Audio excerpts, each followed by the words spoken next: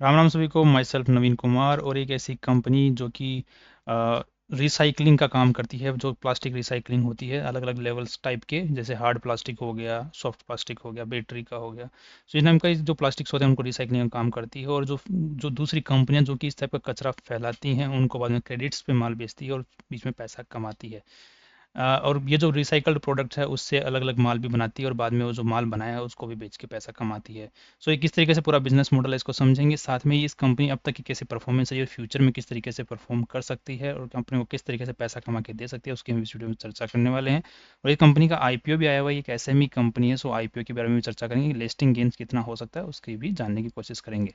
So let's proceed with this. सबसे पहले हम बेसिक डिटेल्स को देख लेते हैं आईपीओ की। सो यहाँ पर 19 जून से 21 जून के बीच में कंपनी का आईपीओ खुलने वाला है। कंपनी ने अपना एक कट ऑफ प्राइस सेट किया है 75 रुपीज़, और 1600 रुपये का 1600 शेयर्स का लॉट साइज है। तो यहाँ पर आपको 1,20,000 रुपये की जरूरत एक आईपीओ की एक लॉट के साथ में लगाने की जरूरत पड़ने वाली है।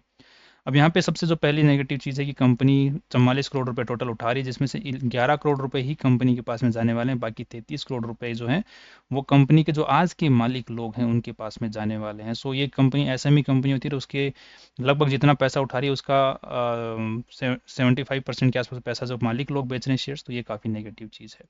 नेक्स्ट अगर देते हैं कंपनी के इस ये शो करता है कि कंपनी को पैसों की जरूरत नहीं है, कंपनी के मालिक अपनी जेब भरने के लिए यहाँ पे आईपीओ लेके आ रहे हैं। नेक्स्ट अगर देखते हैं कंपनी के प्रमोटर्स की होल्डिंग, तो यहाँ पे 100% पहले आईपीओ के पहले थी और बाद में 74% के आसपास में रह जाने वाली। तो ये दिखाता है कि कंपनी के लोगों को आईपीओ में पैसा कंपनी के लिए जरूरत नहीं थी खुद के स्टेक बेचने, फिर भी कंपनी में वो अच्छे खासे लेवल पे मालिक रह जाने वाले हैं। सो उनको कंपनी में भरोसा भी है, बट पैसे उठाने की जरूरत थी नहीं। नेक्स्ट अगर देखते हैं कंपनी का बेसिक रीज़न क्या है, तो बेसिक रीज़न यहाँ पर कोई पर्टिकुलर है नहीं, क्योंकि पैसों की जरूरत तो है नहीं, ये तो हमने ऊपर ही चर्चा कर ली।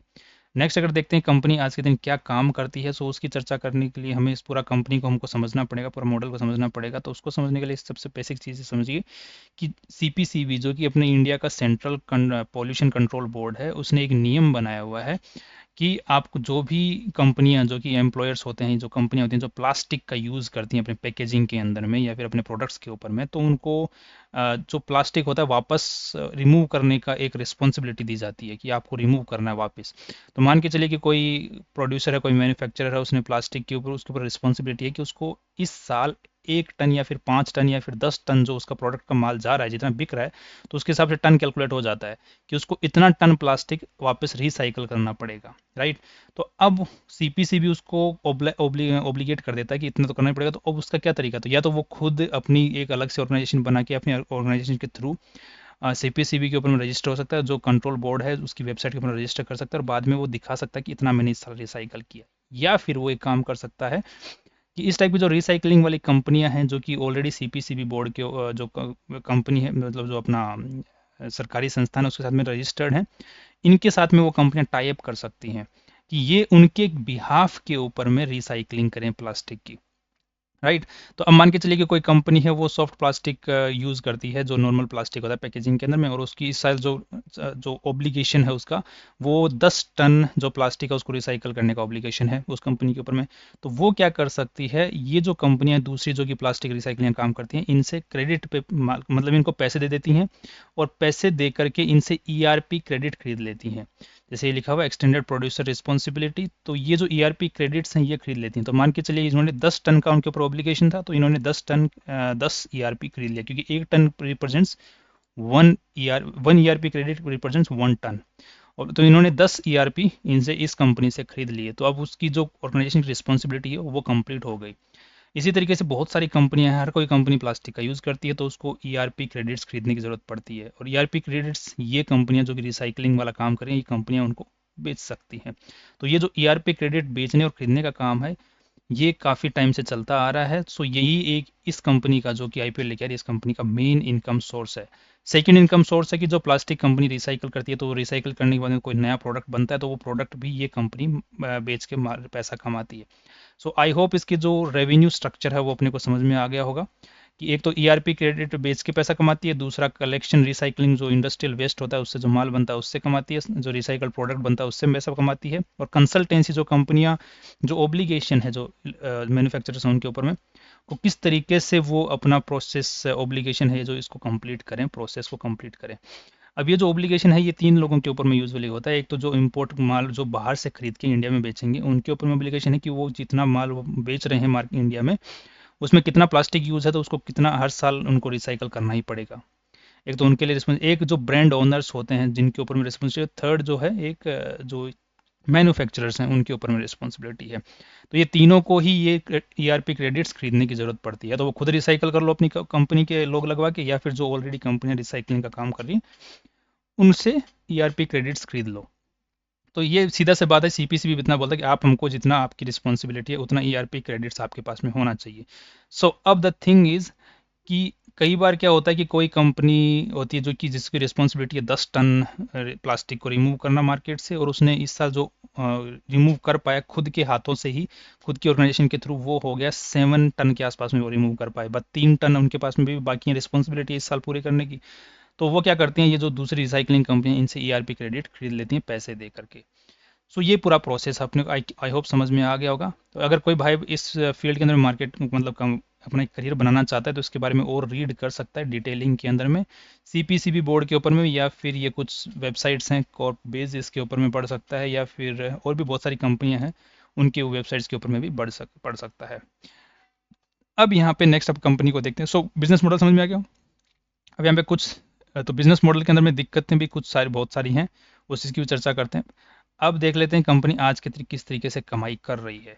सो कमाई किस तरीके से करी, यहाँ पे कंपनी ने रेवेन्यू 25 करोड़ का माल कमाया, मतलब रेवेन्यू जनरेट किया, जिसमें से 5-5.5 करोड़ रुपए कंपनी ने नेट प्रॉफिट्स कमा लिया।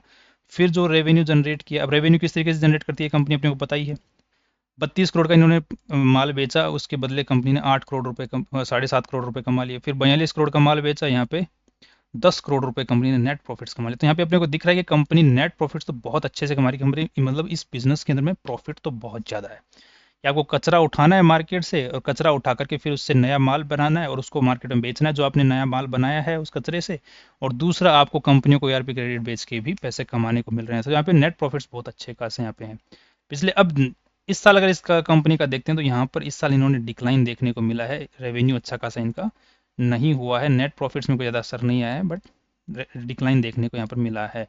तो ये थोड़ा सा नेगेटिव पॉइंट है कंपनी के लिए कि इसी साल जब कंपनी का डिक्लाइन आया हुआ है तभी कंपनी आईपीओ भी लेके आ रही है, और साथ में जो प्रमोटर्स हैं वो भी अपना स्टेक यहाँ पर बेच रहे हैं। सो डेफिनेटली कंपनी को पैसों की ज़रूरत है नहीं। नेक्स्ट नेगेटिव पॉइंट्स अगर हम लोग देखते हैं तो कंपनी का जो रजिस्टर्ड ऑफिस है वो कंपनी के नाम पे रजिस्टर्ड नहीं है, वो सिर्फ किराए के ऊपर में है। सो कंपनी के नाम पे नहीं है। ये जो ओनर है वो है संगीता पारिक, और यहाँ पर अगर हम लोग देखते हैं तो कंपनी के जो ओनर हैं, जो प्रमोटर हैं, वो संगीता पारिक है। तो यहाँ पे कंपनी के नाम पे ऑफिस वगैरह नहीं है, जो कंपनी के प्रमोटर लोग हैं जिन्होंने कंपनी स्टार्ट की है उनके नाम पे है, और उन्होंने फिर कंपनी को किराए के ऊपर में ऑफिस वगैरह दे रखे हैं। तो ये मेरे को सबसे नेगेटिव पॉइंट लगता है किसी भी कंपनी के अंदर में। अगर कोई मालिक अगर शुरुआत करना चाहता है कंपनी को, और बाद में अगर लोगों से पैसे उठाना चाहते हैं तो कम से कम वो जो जो प्रॉपर्टी है जो कि कंपनी के नाम पे यूज़ हो रही है वो कम से कम उस कंपनी के नाम पे होनी चाहिए। आप पैसा थोड़ा ज़्यादा उठा लो, कोई दिक्कत नहीं है, बट उसके नाम पे रखो ताकि इन्वेस्टर्स का यहाँ पे इंटरेस्ट को प्रोटेक्ट किया जा सके। अब कल को कंपनी बंद हो गई तो इनका तो कुछ नहीं जाएगा, इन्वेस्टर्स जो पैसा लगा रहे हैं कंपनी में उनका ही जाएगा। तो यहाँ पे कुछ भी पैसा बचेगा नहीं। एक लैंड वगैरह कंपनी के नाम पे होता है तो वो एक थोड़ा सा फिर भी रहता है कि हाँ कंपनी के नाम पे है, तो कल को बिकेगा तो कुछ तो मिलेगा इन्वेस्टर्स को। नेक्स्ट अगर देखते हैं कंपनी के पास में जो लोगोज हैं जो कंपनी यूज़ करती है, जो कंपनी का जैसे कि यहाँ पे नाम है जेम इन्वायरो मैनेजमेंट, तो यहाँ पे जो कंपनी लोगो यूज़ कर रही है वो सारे लोगोज रजिस्टर्ड हैं आज के दिन में। Now that's a positive thing, सारे रजिस्टर्ड लोगोज हैं। नेक्स्ट अगर देखेंगे यहाँ पर कंपनी का जो वेबसाइट है वो भी रजिस्टर्ड है, काफ़ी टाइम तक के लिए रजिस्टर्ड है। एंड अब यहाँ पे एक जो इश्यू सबसे बड़ा सामने आया है, अभी तक सब हमारे सामने सिर्फ 2 इश्यूज आए हैं। एक तो आया कंपनी के जो ऑफिसेज वगैरह हैं वो कंपनी के नाम पे नहीं है, जो कंपनी के प्रमोटर हैं उनके नाम पे हैं। दूसरा इशू कि कंपनी के इस साल रेवेन्यू कम हो रहा है, बट नेट प्रॉफिट्स में कुछ ज़्यादा खास असर नहीं पड़ रहा है। थर्ड जो इशू मेरे को नज़र आता है वो कंपनी का ट्रेड रिसीवेबल्स को लेकर के है। अगर हम लोग यहाँ पे चेक करेंगे तो अपने को दिख जाएगा यहाँ पर 1 सेकेंड। सो ये कंपनी की इक्विटी जो सॉरी ये ट्रेड ये है एसेट एंड लाइबिलिटी सेक्शन है। तो यहाँ पर बैलेंस शीट के अंदर हम चेक करते हैं तो पूरी बैलेंस शीट 39 करोड़ की है, राइट, दोनों साइड में। अब यहाँ पे अगर आप पूरी बैलेंस शीट का चेक करोगे तो 24 करोड़ कंपनी का ट्रेड रिसीवेबल्स मतलब माल बिक गया बट पैसा नहीं आया है। सो अगर आप 40 करोड़ की बैलेंस तो 60% पैसा जो है कंपनी का वो अटका पड़ा हुआ है। अब यहाँ पे कंपनी को और माल बेचने के लिए अलग से लोन उठाना पड़ेगा, राइट। सीधी सी बात है, अपना माल कैसे बेचेंगे, राइट, नया माल कैसे बनेगा। बट दिक्कत ये है, प्रॉब्लम ये है कि कंपनी को वो इश्यू फेस नहीं करना पड़ सकता है, बिकॉज थिंग इज कि कंपनी को रॉ मटेरियल खरीदना नहीं पड़ता है यहाँ पे। सीधी सी समझ रहे हैं, कंपनी ने एक फैक्ट्री सेटअप कर दी तो रॉ मटेरियल खरीदने के लिए और पैसे की जरूरत पड़ती है। रॉ मटेरियल तो कंपनी का कुछ है नहीं, कंपनी तो बस कचरा उठाती है, उसको प्रोसेस करती है और ईआरपी क्रेडिट बेचती है और नया प्रोडक्ट जो कचरे से बना है उसको बेचती है। तो यहाँ पर वो कोई दिक्कत नहीं, किराए पे पैसा उठाने की मतलब लोन पे पैसा और उठाने की जरूरत कंपनी को नहीं पड़ती है। तो जिसकी वजह से यहाँ पे ट्रेड रिसीवेबल्स का जो रोल है 60% होते हुए भी ज़्यादा कोई दिक्कत वाली बात नहीं है। दूसरी चीज़, कंपनी ये भी बोल रही है कि ट्रेड रिसीवेबल्स हमारे इसलिए ज़्यादा हैं क्योंकि सीपीसीबी बोर्ड के थ्रू ही पैसा आता है। मतलब ईआरपी क्रेडिट कंपनी बेचती है, बेचने के बाद में जो जिसने खरीदे हैं, जिस कंपनी ने खरीदे हैं, जिस मैन्युफैक्चरर ने ईआरपी क्रेडिट्स खरीदे हैं वो पेमेंट करेगा कंपनी को। तो उस वो पेमेंट करने में वक्त लग रहा है because of the digitization process. पहले ये डिजिटाइजेशन प्रोसेस नहीं था, पहले ये नॉर्मल प्रोसेस था, राइट। अभी थोड़ा सा डिजिटाइजेशन की तरफ में जा रहा है प्रोडक्ट पूरा का पूरा प्रोसेस, क्योंकि यहाँ पे ग्रे एरिया बहुत है, ये बीच में बिचौलिए रिसाइकल भी नहीं कर रहे थे और बाद में फिर भी ईआरपी क्रेडिट्स बेच बेच के मैन्युफैक्चरर और दोनों मिली भगत करके काम कर रहे थे। तो सीपीसीबी बोर्ड ने पूरे प्रोसेस को डिजिटलाइजेशन की तरफ में लेके जा रहा ताकि यहाँ पे ट्रांसपेरेंसी भी बने और सच में मार्केट थोड़ा प्लास्टिक से साफ हो। तो यहाँ पे इस वजह से अभी जो जिन्होंने ईआरपी क्रेडिट्स खरीदे हैं वो पेमेंट करने में भी थोड़ा सा वक्त ले रहे हैं, जिसकी वजह से इनका ये बढ़ा हुआ है। तो आई थिंक ये कोई मेरे को ज़्यादा बड़ा इश्यू नज़र नहीं आ रहा है यहाँ पे, और इसकी वजह से ज़्यादा दिक्कत फ्यूचर में नहीं होनी चाहिए। और फ्यूचर में ईआरपी क्रेडिट्स बढ़ते इस कंपनी का बढ़ सकता है, जैसे जैसे कंपनी का रेवेन्यू बढ़ेगा उस तरीके से जो कंपनी के ये जो ये वाली जो चीज़ है ट्रेड रिसीवेबल ये थोड़ी सी और बढ़ सकती है फ्यूचर में। बट कंपनी यहाँ पे बोल रही है कि जो 258 डेज का डेटेस्ट डेज है, मतलब कि जो माल ले रहा है हमसे ईआरपी क्रेडिट्स खरीद रहा है वो 258 डेज में पेमेंट हमें कर दे रहा है ऑन एन एवरेज। बट ये जो डेज हैं ये 210 डेज में ही पेमेंट हमें आ जाएगा इस साल से 2024-2025 से, क्योंकि ये डिजिटाइजेशन की वजह से कोई दिक्कत हुई है। तो आगे से ये दिक्कत हमें अब तक जो है 184 डेज की 201 डेज की 185 मतलब यही थी, 200 के आसपास में डेज में ही पेमेंट आ जा रहा था। बट अभी थोड़ा सा दिक्कत हो रहा है। सो आई थिंक ये कोई बड़ी इश्यूज मुझे नज़र नहीं आ रहा, बिकॉज ये अपने को बिजनेस को ज़्यादा हैम्पर नहीं कर रहा है क्योंकि हमारा कोई रॉ मटेरियल नहीं है। सो आई होप अब हम लोग पूरा कंपनी को समझ चुके हैं और फ्यूचर में अब किस तरीके से चल सकते हैं उसकी अगर बात करें तो कंपनी प्रॉफिट बहुत अच्छा कमा रही है, कंपनी का कैश फ्लो ठीक ठाक है, अभी तक तो ठीक ठाक है। और जिस तरीके से कंपनी जिस सेक्टर में काम करे जिसकी वजह से trade receivables is not a big thing right now. And third is कि कंपनी का कॉम्पिटेंसी जो है बढ़ने वाली है फ्यूचर के अंदर में, क्योंकि यहाँ पे इतना ज़्यादा नेट मार्जिन हैं कि बहुत से और प्लेयर्स मार्केट में आएंगे जिसकी वजह से नेट प्रॉफिट जो है कम होने वाले हैं फ्यूचर के अंदर में। तो ये फ्यूचर का थोड़ा सा है। तो और दूसरी चीज़, कंपनी के पास में आज के दिन लैंड वगैरह कुछ है नहीं ऑफिस का नाम पे, सिर्फ बिजनेस है। तो बिजनेस के नाम पे प्रॉफिट है, प्रॉफिट कल को नहीं रहता है तो फिर इन्वेस्टर्स का पूरा ही नुकसान है यहाँ पे, क्योंकि कंपनी के नाम पे एज कोई एसेट है नहीं आज के दिन में।